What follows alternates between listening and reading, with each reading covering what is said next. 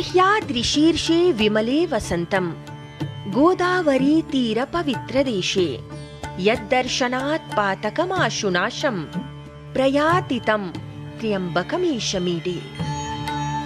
जो सह्याद्रि पर्वत के निर्मल शिखर पर निवास करते हैं, जो गोदावरी नदी के तट पर स्थित अत्यंत पवित्र देश में विराजमान है, जिनके मात्र दर्शन करने से ही मनुष्य के सभी पापों के बंधन नष्ट हो जाते हैं, ऐसे भगवान त्र्यंबकेश्वर को मैं निरंतर प्रणाम करता हूँ।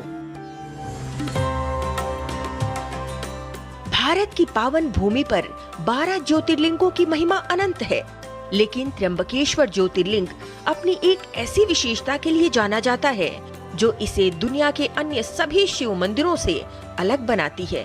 महाराष्ट्र के नासिक जिले में ब्रह्मगिरी पर्वत के निकट स्थित त्र्यंबकेश्वर ज्योतिर्लिंग भगवान शिव के 12 ज्योतिर्लिंगों में से एक अत्यंत पवित्र स्थान है।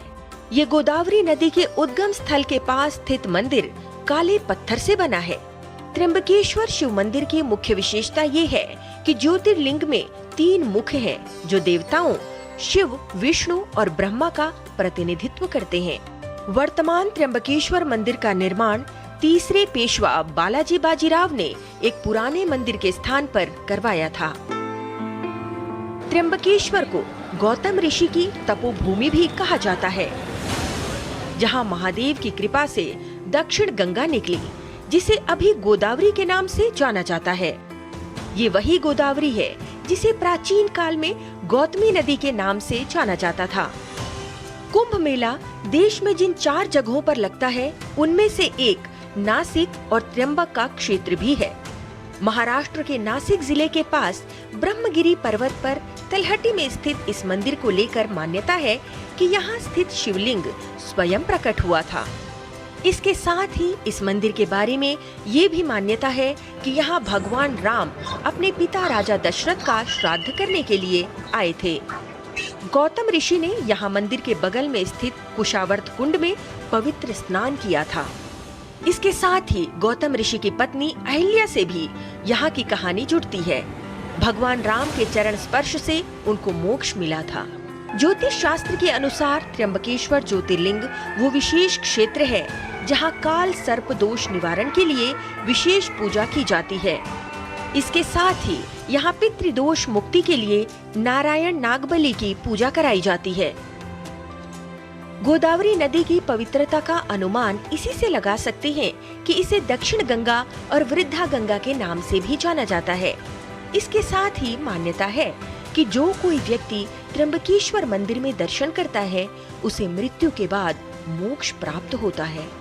त्र्यंबकेश्वर परिसर में कुशाव्रत नामक कुंड है, जो गोदावरी नदी का स्रोत है। कहा जाता है कि ब्रह्मगिरी पर्वत से गोदावरी बार बार लुप्त हो जाया करती थी। गोदावरी के पलायन को रोकने के लिए गौतम ऋषि ने एक कुशा की मदद लेकर गोदावरी को बंधन में बांध दिया था। इसके बाद से इस कुंड में हमेशा पानी रहता है। इस कुंड को कुशावर्त तीर्थ के नाम से जाना जाता है। देश के 4 स्थानों पर हर 12 वर्षों में कुंभ मेले का आयोजन होता है। नासिक के त्र्यंबकेश्वर में 2027 में सिंहस्थ कुंभ मेले का आयोजन होगा, जिसमें करोड़ों श्रद्धालुओं के आने की संभावना है, जिसकी तैयारी हर स्तर पर शुरू कर दी गई है। पिछले दिनों कुंभ मेले की तैयारियों को लेकर साधु संतों की बैठक भी हुई। त्र्यंबकेश्वर के महंतों ने सुझाव दिया कि महाराष्ट्र में भी मुख्यमंत्री फडणवीस को कुंभ मेले की पूरी जिम्मेदारी लेकर इसे भव्य और व्यवस्थित बनाना चाहिए। लता वशिष्ठ के साथ गिरीश मिश्र की रिपोर्ट, डीडी न्यूज़।